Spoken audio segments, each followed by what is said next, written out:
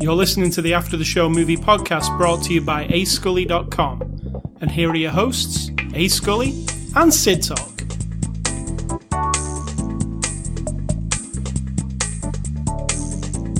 There is an uprising taking place, Sid Talk. In what? In this room? In the Pacific Rim. Currently, or are you talking fiction? Is this reality? Some news I haven't caught up on? What are you talking about? Just the news that there's a Pacific Rim uprising about to happen. So what's the before the show discussion? What have you got to say? For myself? Oh yeah, you just unboxed a bunch of stuff. Unboxed a bunch of stuff. Very pleased with my purchases. I got a little LED light panel for taking pictures. Camera. Things are I didn't get a camera. No, camera gear. Camera stuff. I got a little gimbal for my phone. See, it sounds fancy. It's not super fancy. I got it really cheap compared to the price it's supposed to be. Gimbal is cool. I like it. It is. We'll see how I can learn to use it and make a nice, smoother video for this. For anybody who doesn't know, I was asked to do the wedding photography for my best friend's daughter in September. Now it is June. So my time is running out, but I'm learning really all the bits and pieces, and video is one of those, and I wanted it to look nice. And so I got a little gimbal to make it smoother, and I got some other things. You know, I'm just patching together my photography education and skills. Correct. All right, so this is the weekend of Saturday, June the 16th. This is After the Show number 535. We are a movie review podcast, and this is our 535th episode. Does that mean we've reviewed 535 movies, Sid Talk? Must be. Or did we sometimes review two at once? We might have mentioned more than one. Are you trying to make it sound bigger than it is? I mean, I think 500 and some is a lot. Anyway. We have reviewed at least 535 movies. Add up all the hours we have used of our lives to watch those movies and sit here and bullshit with each other. And then think to yourself, was there a better use of that time? No. So, the movie we're looking at this week is Pacific Rim Uprising. It's a 2018 movie. Releases on Blu-ray and 4K on June the 19th, 2018. So, that's a couple of weeks still, right? I don't actually know what date it is. Let me see. No, it's just a few days. It's just next week. Yeah. So, when you're listening to this, it'll almost be available. Or it will already be out and you'll already have a copy. It's rated PG-13. Our friends at Universal sent us over a copy for review. If you actually want to win a copy of Pacific Rim Uprising on Blu-ray, I have one to give away. Go to ascully.com, click on the word contest, and you can enter to win. It's a very simple question. So... Like, what is your name? No, there's an actual question. Oh, we wouldn't know the answer to what is your name, so we don't know. Well, it can't be the question. That wouldn't be simple. So, Sid Talk... What do you think of Pacific Rim Uprising? What do I think of it? That's a different question than usual. Let me ask you something else. What did you think of the original Pacific Rim? Are we not doing synopsises? Synopsis? Yeah, I actually forgot the synopsis. Sid Talk will let you do the synopsis. Oh, I was like, that was a hopeful question. Synopsis: big robots fight big things from another dimension. Humans get involved. That's pretty much it. That's pretty much it. What I think of the first one, I enjoyed it. What I think of this one, I enjoyed it a lot. No, so I didn't want the full review. That's my full review. All right, so the original came out of nowhere. What I was really impressed with that original movie is I knew nothing about it, and then I can never say his name. Say it for me. Who? Mr. Del Toro. Oh, Guillermo. Guillermo. What is wrong with British people and the double L? It's not that difficult. Like right. Tortilla. Guillermo del Toro tortilla. Announced out of nowhere that he's doing a giant mech and kaiju movie similar to Godzilla from the past. So that sounds interesting. And we watched it, and I thought it was a really cool movie. It does have faults, but you don't see these kind of movies all the time. I mean, we've watched a lot of the old Godzilla movies, and these are pretty much just modern updates of those, right? I mean, Godzilla's not in it, but it's robots fighting monsters in a city. it pretty much is a Godzilla movie. So I was excited when he announced that one, and I enjoyed it a lot, even though if you go back and listen to our review of the original, we had a problem with the humor in it. It was just a bit lame, pretty lame. So moving on to Pacific Rim Uprising 2, Pacific Rim Uprising, which is Pacific Rim 2. It's 10 years later. Conveniently, some of the characters from the first one have exited this franchise, I guess, right? One of the big ones. I mean, one we won't. Well, we got to spoil things because there's no other way around it. But there'll be some spoilers here. So, as much as you can spoil a monsters fighting in a city movie. But anyway, our hero here, Jake, is the son of Idris Elba's character in the first one, who is not in this franchise anymore. So we explain him away quickly, and now we have our new hero. Very quickly. We find that happens it does happen in movies, doesn't it? That crappy Independence Day that we watched, they explained away a bunch of the cast at the beginning. Just because they weren't in it. Like, they're like, oh yeah, those people are dead. Here's their tombstones. Have a look for a second. Okay, let's move on. So, and I always find that a bit weird because you're kind of attached to previous characters. So when you just kill them off screen, it just feels weird. But anyway, here we got our hero Jake. So what's happened, Sid Talk, in 10 years? And basically... Can we just tell you the whole movie? In the first movie, kaiju, which are like monsters from another dimension, rose up from under the sea, and humans had to fight them using big robots. We've made big robots that are their size so we can deal with them. Cut to 10 years later, what's happened? That was a war. They considered that a war. A war, yes. And in the end, they closed the fissures in the bottom of the ocean along the Pacific Rim, thus the name of the movie, and therefore they were convinced, incorrectly, that the kaiju were not coming back and that the precursors were these alien creatures from another dimension who were in charge and wanting to terraform the Earth for their own use, which is not a new story. Let's not be too intellectual about it. That's pretty common. We just watched Supergirl last night, and it had that storyline. Yep, that storyline. Also, so did War of the Worlds. So did Batman versus Superman. Yeah, lots of Star Trek themes are about terraforming planets and terraforming to and that's what we would do. Let's say we found a planet that seemed pretty close to Earth, we'd do the same thing. We'd try and make it so it fits us.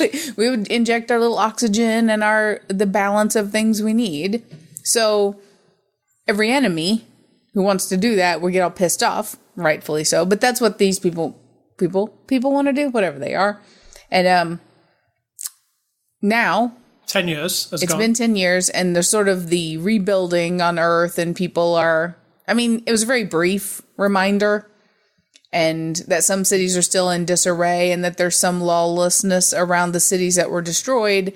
And thus we have our hero and our heroine who are products of that. The guy is a thief who sells parts of these robots to scavengers for big bucks. So he's a criminal, but he also was a ranger. So we find that out later. And then the girl is just, her family's killed in the big raid in the early years of the war. And she's just scavenged around the city her whole life. And so he called her a junk baby. So that's where we start. Hey, that's similar to what Rey was doing in The Last Jedi. Oh, yeah, it's the same. Yeah. And so what we all know is that it wouldn't be a movie. It wouldn't exist if the kaiju weren't going to return. Otherwise, what else would the problem be, right? Right. So then we have to reintroduce a way for them to have to be coming back, and big bad guys and lots of high-tech stuff. I just really enjoy it. I mean, I have a good time with it. It looks fantastic.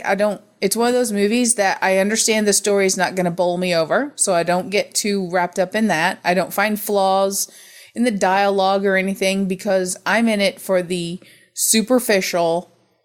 Here's a robot fighting with a big creature in the middle of the day, destroying huge buildings, convincingly huge buildings. I'm in. I'm in. It's convincing. I'm happy with it. We don't see a lot of ragdolling. We don't see a lot of humans getting involved with the battle. So everything can trick my brain just it's fine. exactly like I say to you, people really hate those Transformers movies, and I get a pleasure out of them. And I don't say, oh, those Transformer movies are stupid, therefore I don't like there is part of it that's stupid. Yeah, the dialogue and stuff, sure. And this movie uses the Transformers template. It's got kind of a dumb story. The people say some dumb things. Correct. But when it comes down to the robots fighting, it is exactly what I want. I want to see the whole of Tokyo getting smashed up. I want to see giant robots punching big monsters. And that's what I've come to this movie for. In fact, the human drama is secondary. Yeah, and the only issue I have is with these movies that try to rise above the gore. Like they want to be PG-13, I'm assuming? Yes. Okay. So a movie more like, what was it called? Skyline? Yes. Okay. Skyline, yeah. That was more gritty and scary, and I don't remember any gore, but it was very clear that It did have some gore, actually. people were getting destroyed, like like that was part of the feeling of the threat. This movie and the other one, they tried to sort of mask that, when obviously if gigantic monsters are clambering through a humongous city like Tokyo, Japan, thousands of people are dying every time that tail swipes through a building in the middle of a busy day. But ultimately we brush it all under the rug and we say, oh, everyone got to safety in the underground bunkers. But we've seen all the people screaming in the street and getting stepped on. But we will pretend that's not happening. That's my only complaint, is that if you're going to give me big giant monsters, then have it be the high stake for me isn't the planet getting terraformed, but that all the individual people running and screaming, and it's a blood fest, but you see no blood hardly in this movie. You don't really see any. They actually, like you say, they make it very, very clear with dialogue. Hey, the people are not here now, so you're Very fine little to do what you doubt. want. Yeah, now we can destroy the city and you don't have to sit there worrying about all the thousands of people dying. But I looked at you and said, hold on, a second ago, there was people actually running in the Correct. streets. How are they all safe all of a sudden? Like, They forgot. No, those people died, but everybody else is good. yeah, but yeah, it is a clean kind of movie, like that the kids can see and not get kind of disturbed by. It's not that kind of movie. True. I feel like the first one might have been a little bit more dark because Del Toro was involved, because he's pretty dark. Yeah. I feel like that one. Well, another thing I said I liked about this sequel is that original movie is very dark, and I don't mean very dark as in tone. I mean it's a dark movie. It's in the middle of the sea a lot of the time. It's nighttime. When they do attack in the city, it's pitch black, and like all the lights go out, and you can just see the monsters. It's kind of had that Godzilla syndrome, that remake of Godzilla that we watched, where it was like, well, you can barely see Godzilla because the lights are all off. Yeah. This movie takes it to the other extreme. It's middle of the day. It's Tokyo. There's nothing you can't see. They're not obscuring anything. So those special effects have to be really good, spot on. And I think they were. I think it was completely... Like when I watch Transformers and I always think, I actually believe those robots are running around there. Yeah. I believe it even more so in this. Like, those things are giant. They really get the scale of the thing. Transformers are just tiny little toys compared to these things. What are these called? Jaegers. Yeah. The Jaegers are they're bigger than skyscrapers, right? The city looks small when they're Not quite. No, they're not taller than skyscrapers. Some skyscrapers, like Yeah. maybe not the tallest one in the city, but when they're stood up, they are giant. Like at the beginning, when you see little Junker, who's a small, Oh, yeah. I said Bumblebee equivalent in this movie. When you see him, he's kind of small, and then the big police robot comes. You realize, holy shit, these robots are like the biggest thing. They're huge. So I don't think I've seen robots this big in anything. Can you think of another movie where you see giant robots like this? I mean, Transformers is it has really? some big robots, but not like this. No. I mean, but you're still looking at big giant robots in the scale against humans and cars and things that convinces me that they're giant. Yeah, that's why I like the giganticness of it. And what do you think of the actual kaiju in this one? There were 4 essentially. Yeah. 3, and then, spoiler alert, these little creepy monsters come around that are you could also say 5 because there's those drone ones too. Oh, true. Those were cool. Yeah. Those were cool. See, what's happened is, we're just going to spoil the whole thing here for you. So go watch it, and then come back and listen if you care. But Should we not tell the one big thing? Yeah, leave that part out. Okay.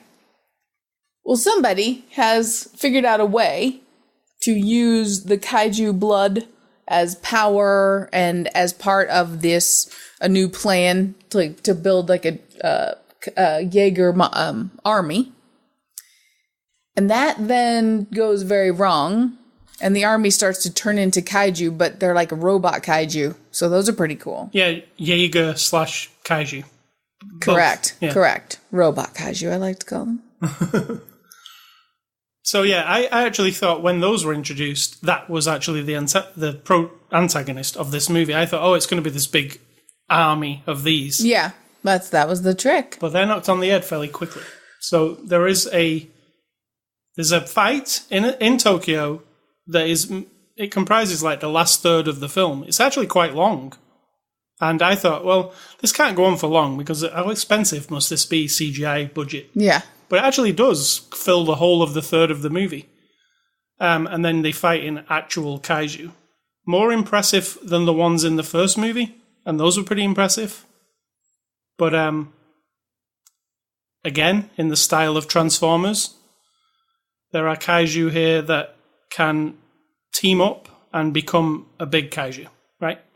Transformers also does Correct. that. There's Megatron, who, 3 different Transformers turn into one. There's a lot borrowed here. Definitely a lot borrowed. But I think it's worth the admission to see this big fight in Tokyo, because it is really fun. But don't think too hard, because some of the dialogue is very dumb. Yeah. It's got... If you had to say what this movie is, if you don't like Michael Bay's format, this kind of borrows his format. It's the same, two-dimensional characters that you've got your humans who you have to root for. I don't feel I rooted... See, that's the thing. In Michael Bay Transformer movies, I do care about the humans a bit. I care about Shia LaBeouf or Marky Mark. But in this, I'm not 100% on board with these humans. They could die and I wouldn't really care, right? No, I disagree. I was with them. I didn't want bad things to happen to them. No, I was on board. I fall for the dumb stuff when I'm okay with one other big part of a movie. So the biggest part of this movie was I was going to get to see big robots fighting big monsters. Yeah, you don't get shortchanged there. Right. And the only hesitation is it going to look good? Is it going to look crappy? Is it going to be too dark? Is it going to look fuzzy? Is it going to look blurry? No, it looked amazing. So all the little human stuff, I cared about each one because I was told to care about them through the process of meeting them and assembling the team and finding out their little personality quirks. So I was on board. I wasn't bothered too bad by them. But I didn't want them all to die, no, if that's what you're asking. I just went and had a look at reviews of this movie. People hate this movie for the same reason they hate Transformers. In fact, every single reason was, I hate Transformers and this is just trying to be Transformers. Now, I'm partial to Transformers, so yeah, this but you kind of appeals also, to me. full disclosure, you also love Armageddon, so people could question your taste in movies if they want. I do love some. I can say I love a dumb movie, and then I also love an intellectual movie. So I'm kind of a different. You're well balanced. Yeah, But then again, I can call a shitty movie that I don't enjoy. Name one this year that we've hated. A crappy one that was crappy? Yeah, we really, really ragged on a movie. There's been a few. Yeah. What was it? I can't remember. I was asking you. You keep talking, I'll find it. I've got your disease where you forget what movie you watched last week. Occasionally. We watched something pretty bad. Oh, recently. Geostorm. It was Geostorm, yeah. Which was another this kind of movie, but it was just so low quality, it's not even worth thinking about. Actually, what was really funny is after we'd reviewed Geostorm, the CinemaSins who do the, what is it called? The CinemaSins. It's called CinemaSins, right? Yeah. They did Geostorm, and it was like a 7. What's everything wrong with Geostorm? Was his head exploding because he couldn't even do it? Right. It was everything wrong with Geostorm in 17 minutes, and it was a whole 17, explaining the plot and what. Wow. And I agreed with almost everything he said. I was like, oh, wow, yeah, that is what is wrong with that movie. Funny enough, for some reason, I know why. I was just looking back at my spreadsheet Yes, I have a spreadsheet of the reviews that we do and all the stuff we put in, the name of the movie, the score I give it, what my recommendations were, what we had for dinner, etc. And for The Mountain Between Us, because it was Idris Elba. Yes, it was. Idris Elba. Sorry, Idris, if I said your name wrong. My recommendation for that was Pacific Rim. Because of Idris Elba, yes. Yeah, there you go. Because I don't remember Kate Winslet in Pacific Rim, unless she was under the water. We've had a good year so far. You know what I mean? With movies. Lots of variety. Yeah, lots of good ones. Some good movies so far. If you want to, go back over the last however many it's been. We've seen good and we've seen bad. Well, there's been 24 so far this year, and pretty much high ratio of good to bad. Got Lady Bird and Phantom Thread in there, Star Wars Last Jedi, Justice League, fair. I, Tonya, Thor Ragnarok, there, fair. Florida Project, Darkest Hour, Wonder, Blade Runner 2049. There's a lot of good ones. Yeah, there has Mountain been Between some Us was good as well. It was good. I liked it. Mother, with an exclamation point. Yep, good. Phantom Thread is up there, still in my top. And then Geostorm. Geostorm is stuck between Lady Bird and Hostiles. And Strangers. And Hostiles was really good Strangers Pray too. at Night would probably be around there too. What was it? Strangers Pray at Night. We only watched it a week ago. I don't have that in here. We just watched that for fun, though. No, you're talking about Strangers 2. Yeah, I have that. 2 weeks ago. Strangers Pray at Night is its name. It isn't. All right, I'll change my spreadsheet if you must insist. All right. Hear me typing. It's been changed, updated, corrected. We're good. Because I'm sure the people who made that movie didn't want to have the word 2 in there for some reason. Too bad. You know why? Because I think people who haven't watched the original go, oh, I can't watch that because I didn't see it. The people who make art don't get to determine how I digest their art.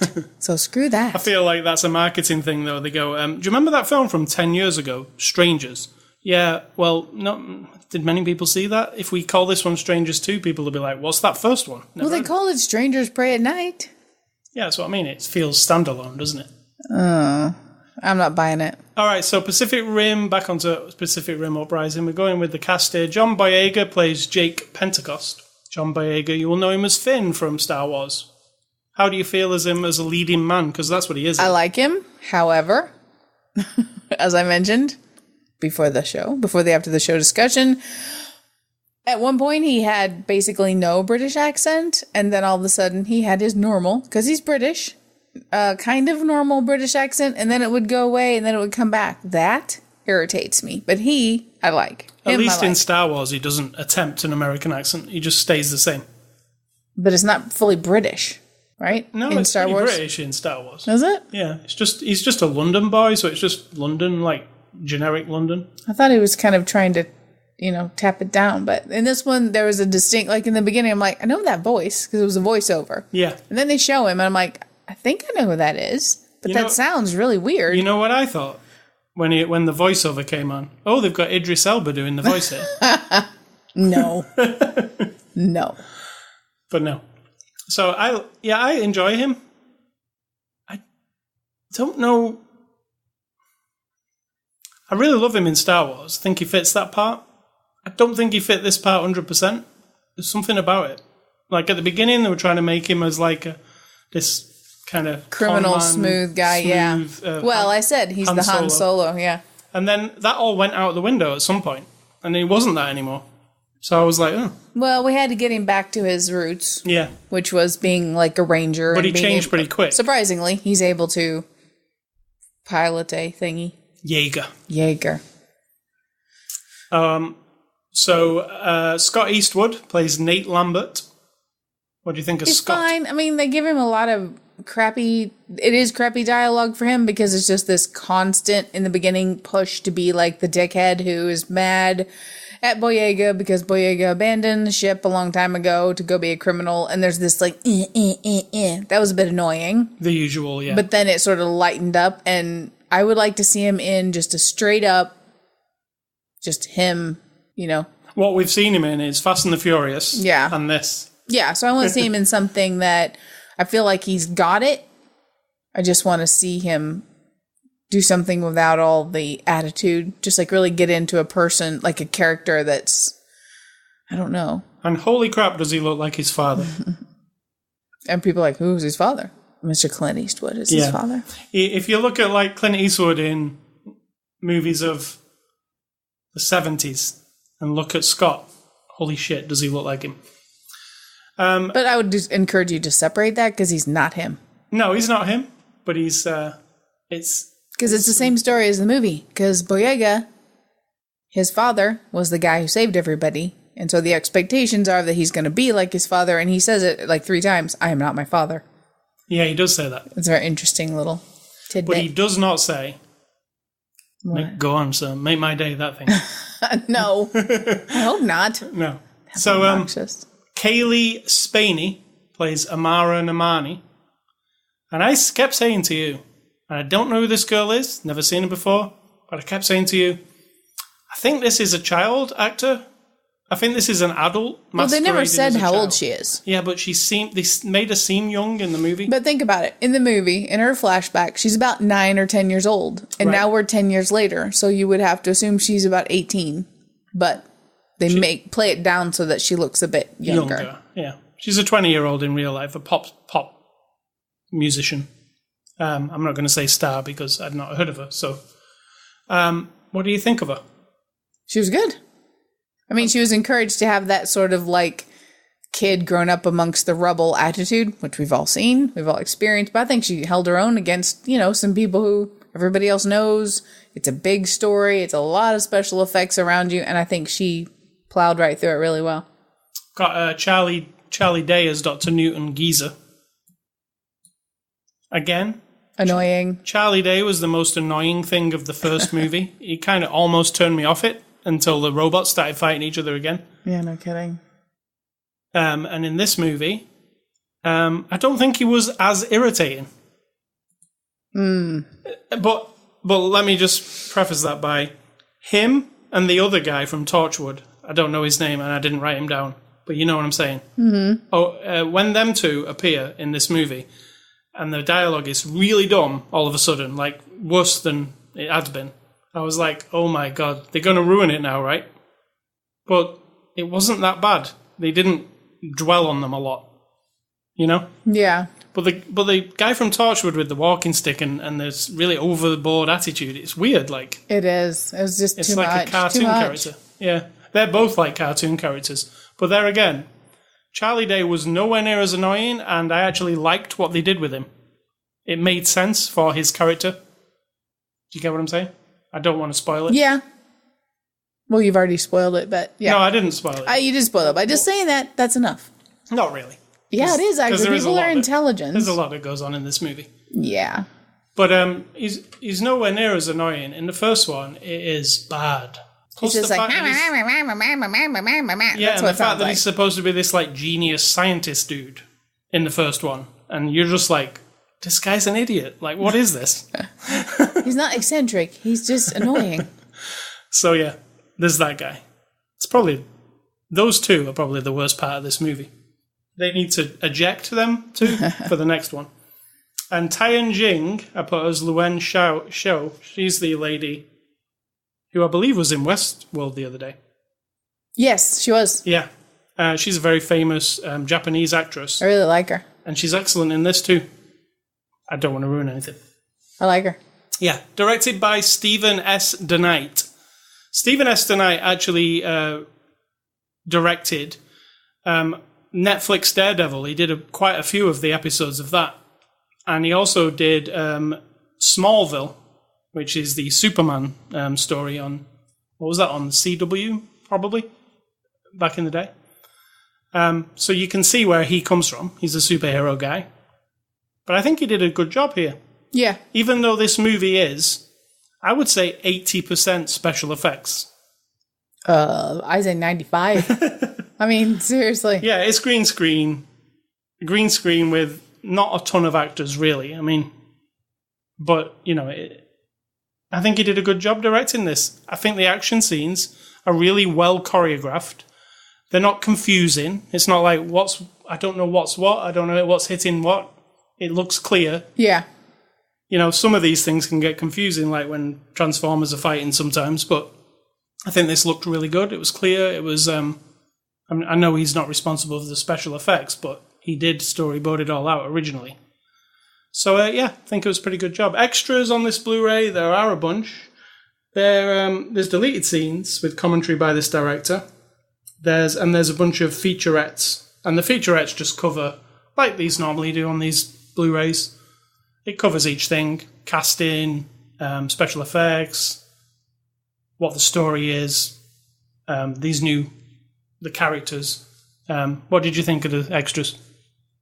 It's fine. I mean, they're pretty standard. Yeah, and, And I'll be honest, this kind of movie doesn't...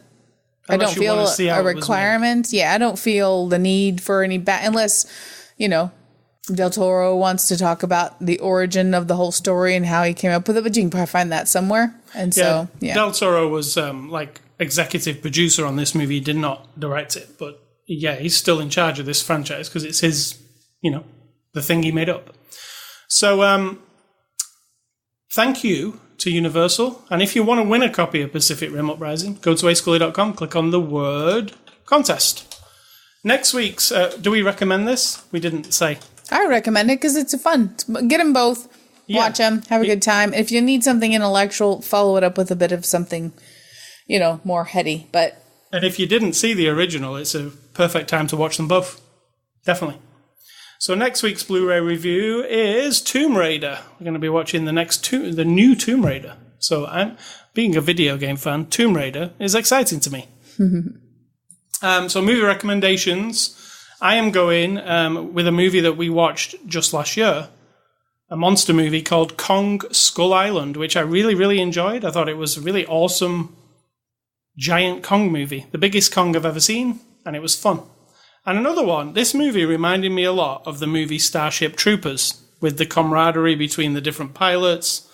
And, when they're hanging around in the base, I kept thinking of Starship Troopers. So I will recommend that, because that is an awesome movie. Yeah. And Starship Troopers is, again, a more modern movie based on old monster movies. It just so happens it's not Godzilla and stuff. It's like giant bugs that come and attack us. So, yeah, Kong Skull Island and Starship Troopers. And mine are Pacific Rim, because I'm getting lazy, and Battleship, because I actually kind of liked Battleship. You did like Battleship. Battleship. Rihanna It's dumb. Was in Battleship. But I didn't hate it. I mean, I not just didn't hate it. I enjoyed it. If I think back on it, it had some of that dumbness, but, Directed by Peter Berg. It was just a big popcorn summer movie. Yeah. Correct. All right, so that's our recommendations. It was E3 this week. So I'm going to mention some E3 things. Take a nap now, if anybody minds. No, you're going to input because you did watch the Sony press conference. Some of it. Oh yeah. Okay. So I'm going to start. It was E3 this week, the Electronic Entertainment Expo. It's the week where all the video game companies announce new video games for the rest of this year and next year and the year after. Mostly next year and the year after, to be honest. But first, EA were up with their press conference, and they showed pretty much what I expected. They showed a new Battlefield, Battlefield 5. I've never been a great Battlefield fan, but I understand. I was always a Call of Duty fan, and Battlefield's like the rival to Call of Duty. But there's a new Battlefield game coming out regardless. EA are also announcing this new service called EA Access Premier. And if you pay them $99 a year, you can play all of their games. It's a new thing. It's on the PC only at the moment. But you pay them $99, you open the Origin client, and every single game that EA make is all there for you to play. Now, you don't own them. You're just basically, it's like a rental service. You're paying, $12? No, $8 a month to have access to the entire catalogue. Now, I don't like that idea, but then again, you can also subscribe monthly for $9.99 a month.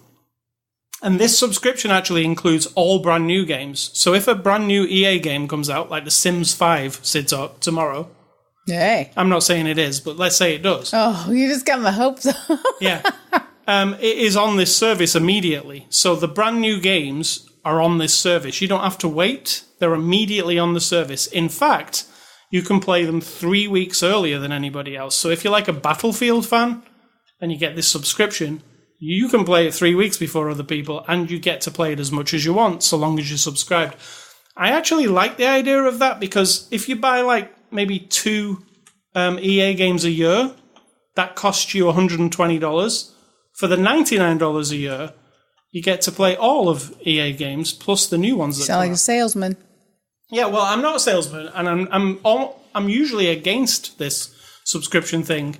But to me, if I was thinking of buying an EA game or 2, I might think of this first. It seems like a kind of a good idea, but the slippery slope of what it could be is all of the subscription services. So to play games, then you need to be paying Microsoft $10 a month, EA $10, Ubisoft. Just like we're getting with our TV and movies. Sony, yeah, I think that's what they want, right? They want a constant. It'll collapse eventually because one or the others will go, well, this isn't working. Why don't we combine with them? And then Netflix, and they all do something to become a bundle, and then the bigger bundle, and then all of a sudden you're just paying to access all of them anyway. But that'll happen in about 20 years. Yeah, well, I was thinking about it, like this Origin Premiere, what they're talking about. It sounds awesome, but you know what sounds more awesome to me? Steam Premiere. Imagine being able to play everything on Steam for $10 a month. Steam has like so many games, it's ridiculous. EA, they have a limited number of games because they're just EA. But Steam has everything. So come on, Steam, make that happen. Next, they cut to a guy in the crowd. He's the developer of a new Star Wars game.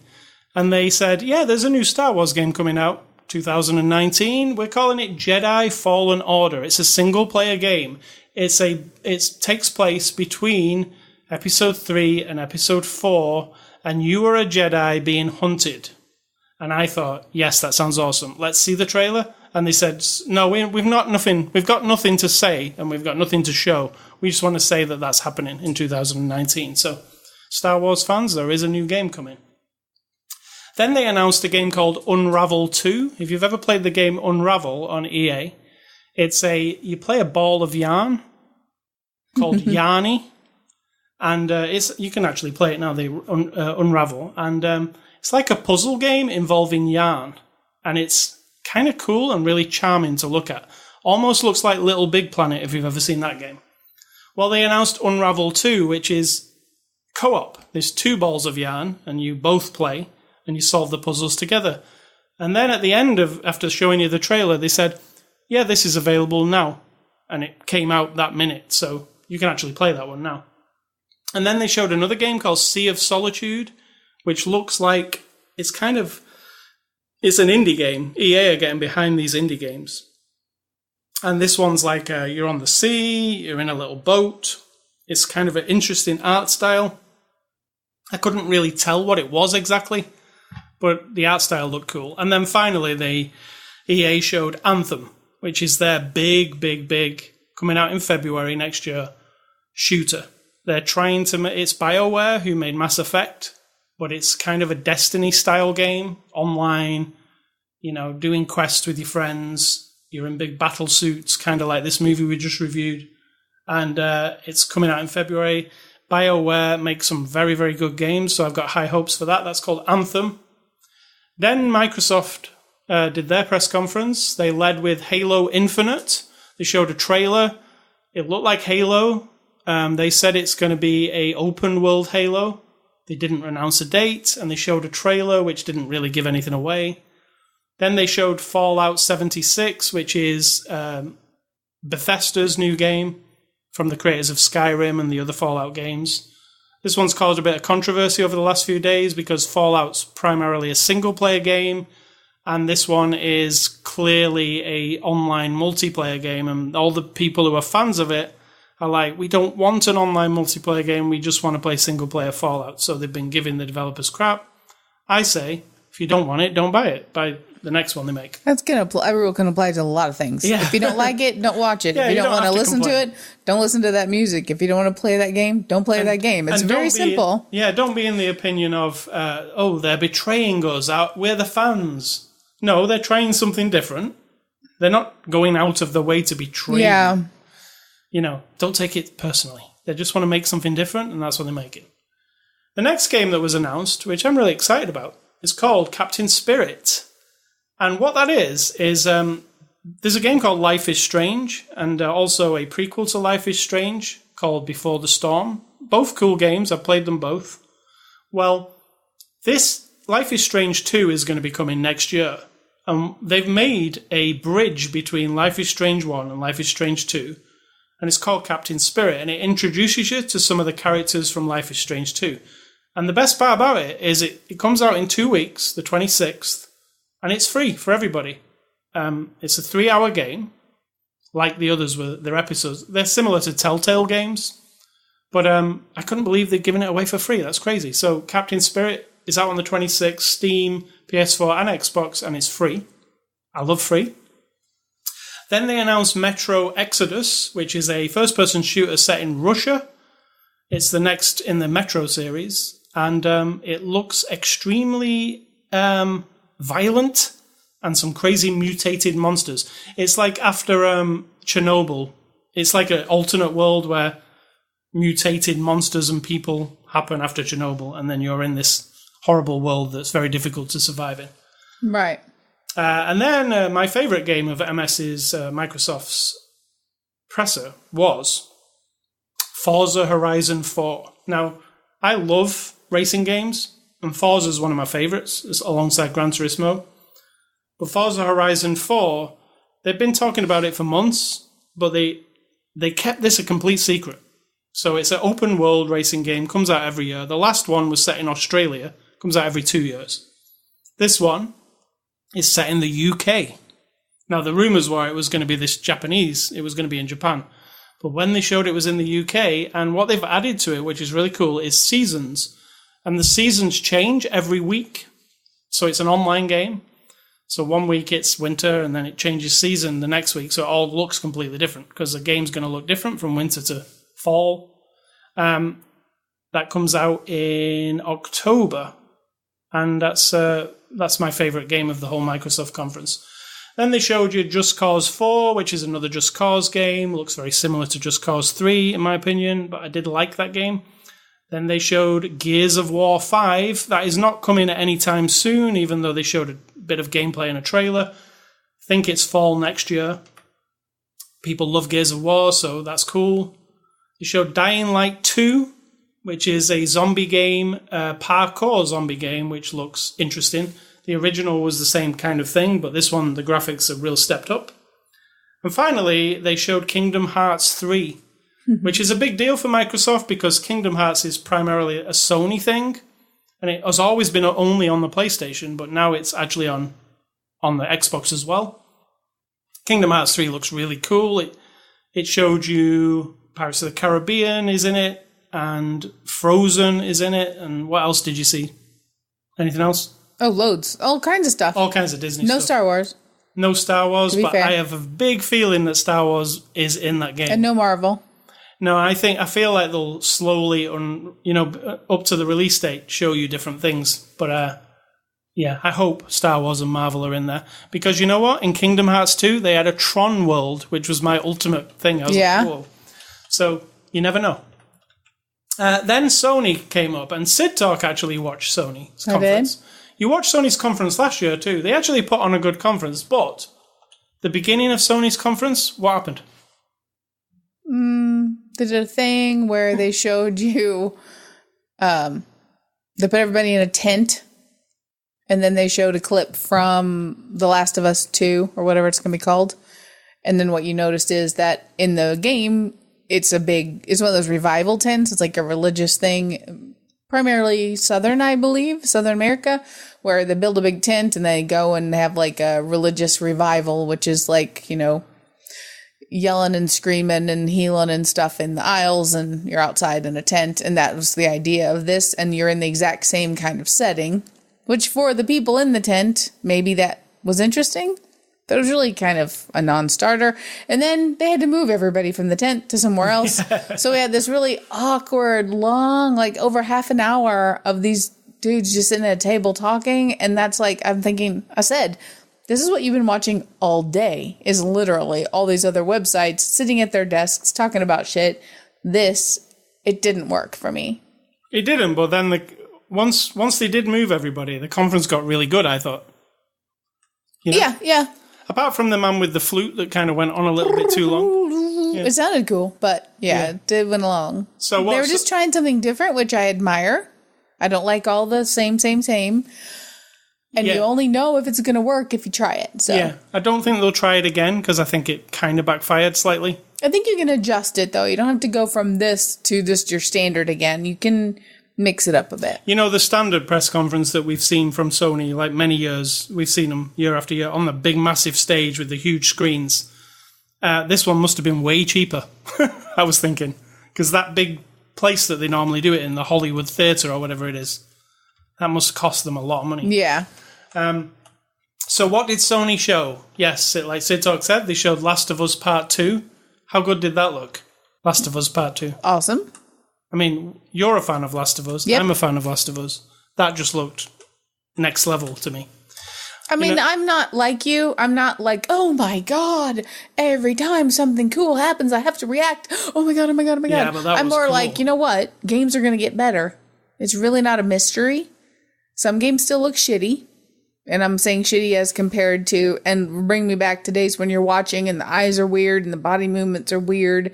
But as the game player, you might be so into it that you're not focused on that. It's all kind of mixed together. As an observer, I can point out to my brain goes, yeah, that's too janky. So whatever. But they're going to get better. It's not like revolutionary that all of a sudden a game looks nice. Like, it just isn't. So I'm excited for the story. And to experience that story. Yeah, it looks awesome. And but no clickers. I was disappointed. There are no clickers. No, they're in there, obviously. But yeah, we saw Ellie going up against a religious cult, which didn't look much fun for her. Yeah. So, Ellie's there. We didn't see Joel either, as well as clickers. So mentioned, but not, yeah. Mentioned, yeah. That was Last of Us Part 2. I cannot wait. Unfortunately, they didn't offer a release date, and being quizzed over the last few days, they are not saying a release date. So I don't think that's this year at all. I think it's probably like May next year when Naughty Dog like to put games out in May. So I don't think it's ready yet. But I mean, what they did show, my God, it looked good. So what else did they show? Next up, Sony showed a game called Ghost of Tsushima, which is it's from Sucker Punch, who made Sly Cooper. And it is a Japanese samurai game with a really interesting art style.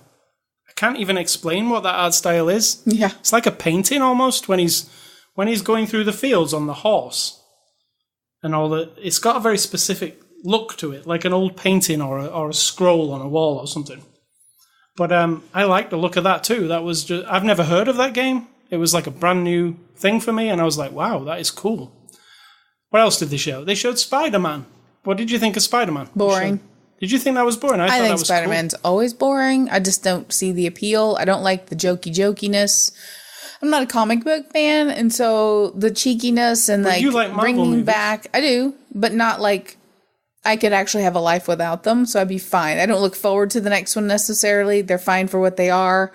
They're just plain old, big power entertainments, and sometimes they have a nice, like a human, what we're doing to how we are socially, or in our cultures. They do point out some of those things, but not in a big way, not like life changing or anything. And this same, I just think, how could you play that one-liner bullshit for like 10 hours? Really boring. So I will go on record as saying I like Spider-Man. It's really cool, and I like what they're doing with that Spider-Man. They also showed a trailer for Resident Evil 2, the remake, which looked cool because Resident Evil 2 is very old now, and they've modernized it. It isn't a remaster. It's an actual full remake, like modern third person. And did you know this was going to happen? I had no idea. Yeah. They also showed a game called Control, which is from the people who made Alan Wake and Quantum Break. And it looked, even though it isn't the sequel to Quantum Break, it looked like the same kind of gameplay as that. They didn't show much. They just showed like a kind of like Inception, where the world all kind of folds up and stuff, and some people shooting in it. Yeah. And then they showed, this was probably the highlight of the Sony conference, apart from Last of Us, Death Stranding. What did you think of Death Stranding? Looked interesting. I'm not a big fan of Daryl, but it looks interesting. It's by Kojima, who made Metal Gear Solid. It looks like, whoa. What the hell? It started with a baby's ass looking at you, and then a baby's face, and then going down the pipe. It's very weird. There's a baby. It's attached to Daryl from The Walking Dead. I couldn't explain it if I tried. It's very weird. Yeah, it's weird. But I instantly want that game because I love that kind of weird. Don't really need to know what's happening. It's like David Lynch. I just want some weird. I like weird. So that was Sony's conference. Next up was Ubisoft. They started off with Beyond Good and Evil 2. It was just a CG trailer again. That game looks amazing, but all I've seen is CG trailers, so I reserve judgment until they actually come up with some gameplay. Then they showed Trials Rising, which is the motorcycle game where you do stunts. I love the Trials series, so that is an interesting thing. It's coming out in February next year. They showed The Division 2, which is the sequel to The Division, which is like Ubisoft's version of Destiny. It's a looter shooter, as they call it. Division 2 looked like more of the same. I think it looked the same to me. I couldn't really see much difference. But it looks cool. Then they showed a pirate game called Skull and Bones, which is an online pirate game. And they've made this using the pirate system from Assassin's Creed, which is really cool. So we're looking at Skull and Bones. That didn't have a release date. And then Elijah Wood came on the stage, and he said they've been making a game called Transference, which will be playable inside VR or on traditional platforms. That's exactly what he said. And it's a game where you go inside somebody else's body and live their life. And you can flit around between different people. And it doesn't look like it's a game. It looks like it's full motion video. So it's like a movie. Choose your own movie. You're moving in and out of these people experiencing. Transference kind of gives you an idea of what it is. And finally, Ubisoft announced Assassin's Creed Odyssey, which is the new Assassin's Creed game, takes place in ancient Greece. Looks like another Assassin's Creed game, but I'm a big fan of them. And I've been playing the Assassin's Creed Origins recently, the Egyptian one. So this one, ancient Greece, and you're one of the Spartans. So, cool. Then next up came Bethesda. They showed a sequel to Doom called Doom Eternal. You know, fast-paced Doom, shoot demons, go to hell. Always awesome. They showed Fallout 76 again. It had already been shown in the Microsoft conference. And then they ended with they're making a new game that's set in space. It's going to be an RPG. And finally they said, here's the game that you all want, Elder Scrolls 6, which is Morrowind, Skyrim, the next version of that. And that comes out, God knows when. It seemed like 3 years away. I don't even know why they even bothered to say it was coming out, but hey, they did. And then finally Nintendo, which was the worst press conference of the whole thing. I couldn't believe how bad it was. Oh yeah, you didn't even tell me about this one. It was bad. For 30 minutes, they showed you Smash Brothers, which is a fighting game where all Nintendo's characters fight Nintendo characters. They went into so much depth on this game.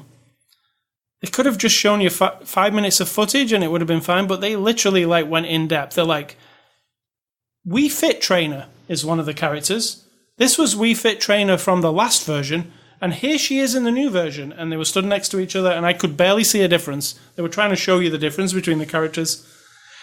And then they showed Fortnite, which is a very popular game. It's available now on Switch. And then they showed Xenoblade Chronicles 2, which is an RPG. They're bringing out a Pokemon game, which is probably enough to fund them for the entire year. This Pokemon game's coming on the Switch. You get an actual Pokeball, the thing that you collect the Pokemons in. You put it on your Switch, and it communicates with the Switch, and you catch them in it. It looked like a thing kids will love. And Super Mario Party was the final thing they showed, which is a board game with Super Mario in it. And you put your Switches down on the table, and it looked like you had to have 4 Switches, so I don't know how likely that is going to happen. And that was the whole press conference. They didn't turn up at E3. They showed a video, and it was about 40 minutes long, and that was it. They concentrated on Smash Brothers for so long. I didn't know it was that, popular. So that's E3 for this year. When people grade E3, I don't grade E3. I thought it was a cool E3. I wouldn't give it a grade. They didn't mention any new hardware this year, which I kind of like, because people were saying, oh, maybe the PlayStation 5. I don't think it's time for new hardware. We need games, really. And there were enough cool games announced. The only issue I have with the whole E3 this year was they didn't give us any dates for anything. Like, most things, when you ask the developers, and you see people interview them, they say, yeah, it'll be in 2019. So it all seemed to be like, oh, it's all in 2019. What is coming out this fall? Very little. Spider-Man and Forza actually are coming out this year. The rest of it that you saw is not this year. And that is very weird, because E3, they normally at least show stuff that's coming. I thought The Last of Us was this year. It doesn't seem like it is. Because they've been showing Last of Us 2 at E3 for 3 years now, which seems a bit ridiculous. Like, Red Dead Redemption 2, which is probably the biggest game of this fall, wasn't even at E3. They didn't show an inch of footage. Nobody showed it. So there's that also. So that is E3 for another year. Interesting and, a lot of stuff to take in. So, Sidtalk, what's for dinner? It's going to be determined whether or not I get my car back and what kind of mood I'm in. Getting ready to go get the car. They've been looking at it. And so it's either going to be takeaway or I'm going to cook something. I don't know yet. All right. What do you want? Cook something. Oh, okay. Okay. Now I'm thinking.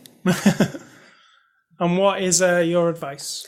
I'm blanking this week. I'm blanking.